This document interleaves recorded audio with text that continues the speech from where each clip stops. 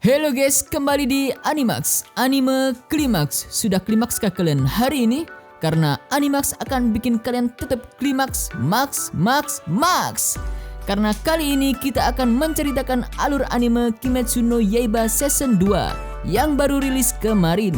BTW sebelum nonton episode ini, disarankan kalian sudah menonton Kimetsu no Yaiba Season 1 dan movie-nya yang berjudul Mugen Train yang dirilis tahun lalu, sehingga bisa nyambung sama cerita dan nama-nama karakternya nanti. So, konten ini juga bersifat full spoiler, jadi yang gak suka spoiler bisa skip dulu. Oke, sebelum lanjut kita intro dulu.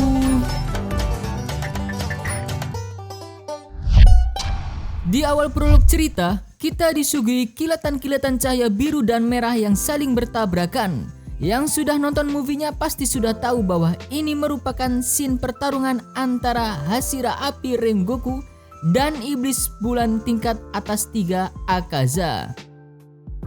Tapi kita tahu akhir dari pertarungan dimenangkan oleh Akaza, sang Iblis Bulan atas.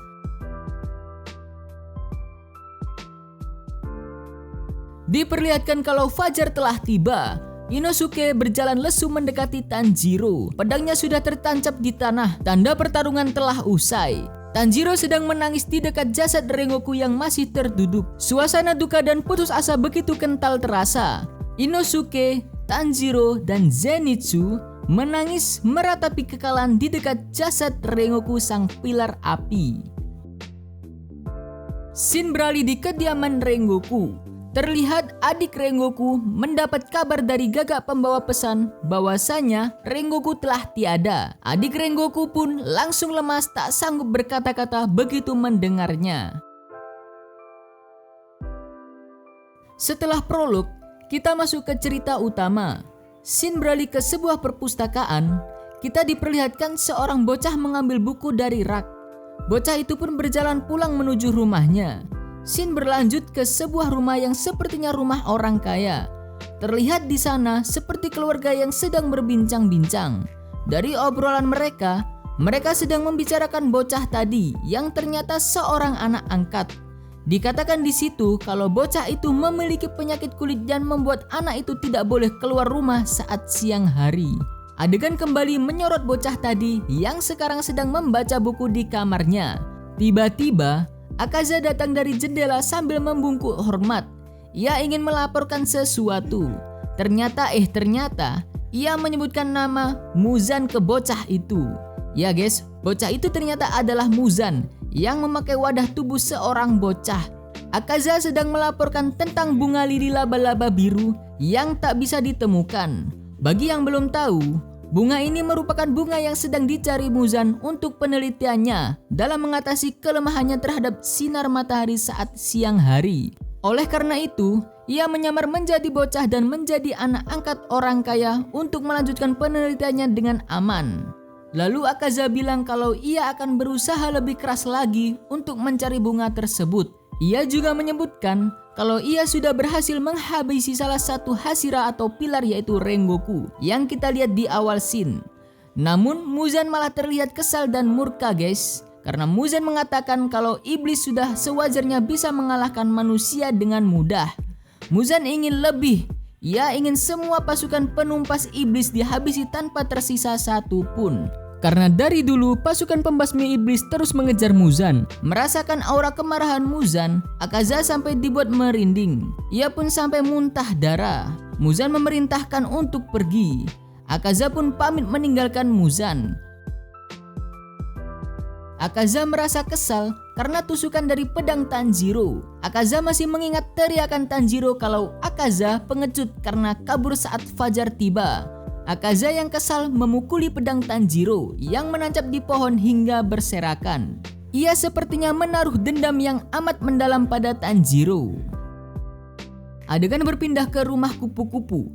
Kalau kalian sudah nonton season sebelumnya, kalian pasti tahu kalau rumah ini dipakai untuk merawat para pemburu iblis yang terluka atau pulang dari pertempuran. Balik ke topik. Terlihat Zenitsu yang sedang mengendap-endap mencuri makanan yang Aoi buat. Sambil berjalan menuju kamar Tanjiro, Zenitsu mengingat kembali pertempuran bersama Rengoku. Ia sangat mengagumi sosok yang begitu terlatih. Mereka bertiga begitu kena mental dengan kematian Rengoku. Sesampai di kamar Tanjiro, Zenitsu berniat menawarkan kue yang dicurinya tadi kepada Tanjiro. Tiba-tiba, si gadis kembar Kocho muncul sehingga membentur kepala Zenitsu yang menyebabkan Zenitsu terlempar jatuh. Si kembar kaget karena Tanjiro yang sedang dalam perawatan tidak berada di kamarnya. Si Tanjiro ternyata sedang berlari entah kemana sambil menahan rasa sakit karena lukanya masih belum sembuh. Rupanya, ia menuju ke kediaman keluarga Rengoku. Tanjiro ingin menyampaikan pesan dari Kyojuro Rengoku yang dititipkan padanya kepada ayah dan adik Rengoku yang bernama Senjuro. Tapi ayah Rengoku malah kesal. Sambil memegang sake, ia mengatakan kalau kematiannya akibat dia menjadi Hashira. Ia juga mengatakan kalau Kyojuro adalah putra yang bodoh. Iya guys, bapaknya ini memang suka bikin gemes. Anaknya mati malah dikata-katain. Bahkan pesan yang dititipkan ke Tanjiro dianggap sebagai pesan konyol. Balik ke cerita, ayah Rengoku pun mengusir Tanjiro. Tanjiro mengatakan kalau dirinya adalah pasukan pembasmi iblis. Tapi entah mengapa, tiba-tiba ayah Rengoku melumpuhkan Tanjiro. Ia mengatakan kalau Tanjiro pengguna nafas matahari dilihat dari anting yang dikenakan Tanjiro. Senjuro pun berusaha menghentikan ayahnya, namun ia malah dipukul sampai tersungkur. Kemudian Tanjiro berhasil melepaskan diri. Adu mulut pun terjadi. Tanjiro masih heran mengapa beliau tega menghina anaknya sendiri dan sangat sensitif pada pengguna nafas matahari. Ayah Rengoku berkata kalau pernafasan matahari merupakan inti dari semua pernafasan. Teknik pernafasan lain hanyalah cabang dari pernafasan matahari, sehingga teknik pernafasan lain bisa dibilang lebih lemah. Tanjiro bertanya-tanya karena yang Tanjiro tahu silsilah keluarganya hanyalah keluarga pembuat arang. Dari sini kita tahu ayah Rengoku kesal karena mengira pengguna nafas matahari adalah orang yang terkuat.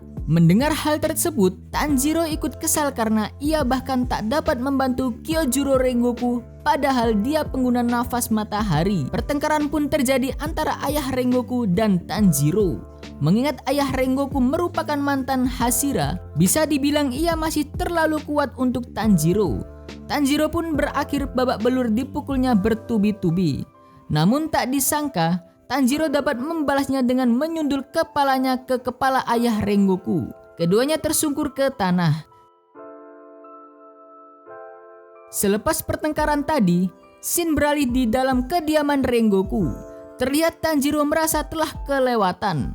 Walaupun begitu, Senjuro berterima kasih karena Tanjiro tetap membela kakaknya yang sedang dihina-hina. Senjuro bertanya bagaimana keadaan kakaknya di saat akhir hayatnya. Sekali lagi Senjuro mengucapkan terima kasih pada Tanjiro sambil membungkuk. Namun Tanjiro merasa tidak pantas menerima itu karena ia tidak bisa menolongnya. Sesudah itu, Senjuro menyodorkan buku yang katanya sering dibaca oleh ayah Rengoku. Buku itu merupakan buku pilar api. Senjuro harap buku itu dapat membantu Tanjiro menemukan petunjuk tentang nafas matahari. Tapi setelah buku itu dibuka oleh Tanjiro, Tanjiro menunjukkan ekspresi terkejut. Ternyata isi buku tersebut sudah terkoyak tercabik-cabik hampir tak bisa dibaca. Senjuro pun juga ikut terkejut mengetahui hal tersebut. Karena seharusnya buku catatan pilar api itu dijaga dari generasi ke generasi. Ia mengatakan mungkin itu ulah ayahnya tadi. Hal ini menyebabkan Tanjiro tidak mendapatkan informasi apa-apa dari buku tentang pernafasan matahari.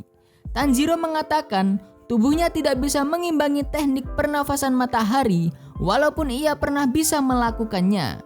Seandainya ia lebih kuat, ia bisa membantu Rengoku dalam pertarungannya kemarin. Tanjiro bertekad untuk menjadi lebih kuat agar bisa menjadi Hashira atau pilar seperti Kyojuro Rengoku. Senjuro bercerita kalau ia seharusnya adalah penerus kakaknya menjadi pilar, tapi pedangnya tak kunjung berubah warna. Dalam hal ini, warna pedang merupakan perwujudan seberapa tinggi ilmu pedang seseorang. Karena itulah Senjuro menyerah menjadi penerus kakaknya. Ia merasa memutus tali penerus generasi. Tanjiro menasehatinya, Senjuro harus melangkah ke jalan yang ia anggap benar. Kalau ada yang menghina Senjuro, Tanjiro akan menyundulnya, guys. Akhirnya Tanjiro pun berniat pamit. Senjuro berkata akan memperbaiki catatan pilar api sebisanya dan mengirimnya ke Tanjiro. Senjuro juga memberikan palang pedang Rengoku pada Tanjiro. Tanjiro menerimanya dan pamit pulang. Scene berpindah lagi dalam kediaman Rengoku. Ayah Rengoku masih terlihat kesal. Ia mengatakan kalau Kyojuro pasti dendam dengan ayahnya karena sering menghinanya. Tapi di luar dugaannya, pesan Kyojuro adalah aku harap ayah jaga kesehatan. Itulah isi pesan Kyojuro sebelum meninggal. Lalu saat ingin meminum sake, ayah Rengoku meletakkan sakenya kembali. Ia mengurungkan niat meminumnya, tak disangka akhirnya ia meneteskan air mata. Ia menangis terseduh-seduh sambil memanggil nama Kyojuro. Kita beralih lagi ke Tanjiro yang sedang berjalan menuju rumah kupu-kupu. Tiba-tiba terlihat Pak Haganezuka sudah berdiri di depan rumah kupu-kupu dengan wajah penuh emosi.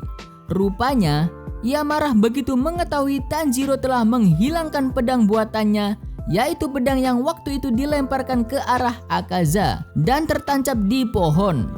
Tanjiro pun lari terbirit-birit sambil meminta maaf kepadanya. Kejar-kejaran berlangsung sampai hari berganti malam, guys. Beruntungnya Tanjiro diselamatkan oleh Aoi. Hal ini diceritakannya saat makan bersama Zenitsu dan Inosuke. Ternyata Pak Haganezuka disogok pakai dango, guys. Sehingga suasana hatinya menjadi lebih baik. Selanjutnya setelah makan, mereka pun berlatih melatih stamina mereka. 4 bulan sudah berlalu sejak sepeninggal Rengoku. Mereka bertiga masih terus berlatih sembari menjalankan tugas dari gagak pengirim pesan. Masing-masing dari mereka pergi membasmi iblis. Zenitsu yang enggan menjalankan misi sendiri tanpa adanya Nezuko, dan Inosuke yang menjadi lebih barbar. Mereka pun terus menerima misi pembasmian iblis dari burung gagak pengirim pesan. Singkat cerita, Tanjiro menerima misi ke barat laut. Ia bersama adiknya tiba di sebuah kuil. Di situ terdapat iblis yang bersiap menerkam dari atas. Pertarungan pun terjadi. Adik Tanjiro yang bernama Nezuko tiba-tiba keluar dari kotak berniat membantu kakaknya.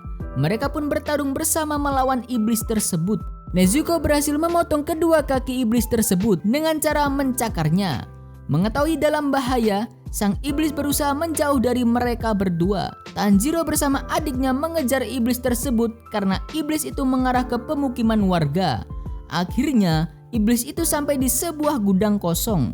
Ia meregenerasi kakinya yang terpotong sehingga kembali seperti semula. Iblis tersebut merasa terpojok. Ia kebingungan melihat pemburu iblis bekerja sama dengan iblis untuk memburunya. Tanjiro pun menemukannya dan ia mengeluarkan pernapasan air jurus keempat untuk menebas semua kaki iblis tersebut sekaligus dalam satu tebasan. Kemudian dilanjutkan dengan menebas kepala iblis tersebut menggunakan jurus terpaan ombak. Mendengar kegaduhan, salah satu warga sekitar memeriksa ke dalam gudang tapi tidak ditemukan apa-apa, alias sudah kosong, guys. Seusai itu, tampak Tanjiro sedang berjalan pulang menuju rumah kupu-kupu. Namun tiba-tiba terdengar teriakan Kanzaki Aoi dan para kembar Kocho meminta tolong. Mereka sedang dibawa paksa oleh seseorang berambut putih. Di sana terlihat Kanao sedang bimbang untuk menyelamatkannya karena ia terbiasa memutuskan suatu hal dengan lemparan koin. Tapi ia teringat Tanjiro yang menasehatinya agar ia mengikuti kata hatinya. BTW scene ini terlihat pada season 1, guys. Kembali ke cerita, lalu Kanao pun langsung menarik baju Aoi dan si kembar dari gendongan pria si rambut putih. Si kembar lainnya ikut menyerang pria itu. Akhirnya Tanjiro muncul dan meneriaki pria yang berusaha membawa para gadis rumah kupu-kupu. Hal konyol pun terjadi. Ia terkejut, ternyata malah terlihat pria itu yang sedang dikeroyok, guys. Walaupun begitu, para kembar berteriak minta tolong. Tanjiro langsung melesat berniat menyundulkan kepalanya ke pria itu.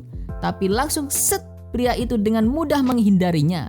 pria pun berada di atas pintu gerbang dan memperkenalkan dirinya. Ia mengatakan kalau ia adalah mantan shinobi bernama Uzui Tengen. Meskipun begitu, Tanjiro dan para gadis kupu-kupu tetap meneriakinya penculik guys. Pria itu balik memaki mereka karena ia mengatakan kalau dirinya seorang Hashira atau pilar. Mengetahui hal tersebut, Tanjiro tetap tak mengakuinya. Uzui mengatakan kalau ia membutuhkan para gadis kupu-kupu untuk misinya. Ia tak perlu izin karena para gadis kupu-kupu ini bukan penerus. Namun, ia menyadari kalau salah satu gadis kembar yang ia bawa tidak bisa bertarung atau bukan pembasmi iblis. Jadi, ia langsung membuangnya dari atas. Tanjiro pun kesal dan memanggilnya si muka aneh. Tanjiro tetap bersikeras memintanya untuk mengembalikan Aoi yang masih dibawa olehnya. Tanjiro menawarkan dirinya, Zenitsu, dan Inosuke yang sudah berdiri di pagar di samping sisi kanan kiri Uzui sebagai ganti Aoi. Akhirnya, Uzui menyetujuinya dan mengajak mereka bertiga dalam misinya dengan syarat mereka tidak boleh menentangnya. Dan episode pertama ini ditutup dengan mereka berempat yang berangkat menuju distrik hiburan di mana iblis tingkat tinggi selanjutnya bersemayam. Oke, sekian dulu pembahasan anime kali ini. Tersedia banyak sekali konten menarik yang dapat kalian nikmati di channel ini. Semoga kalian sehat selalu dan banyak rezekinya. Jangan lupa untuk subscribe, like, and komen di bawah ya guys, karena komen kalian sangat berarti untuk perkembangan channel ini.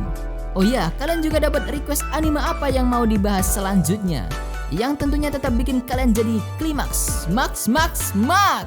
So, thanks for watching and stay trot.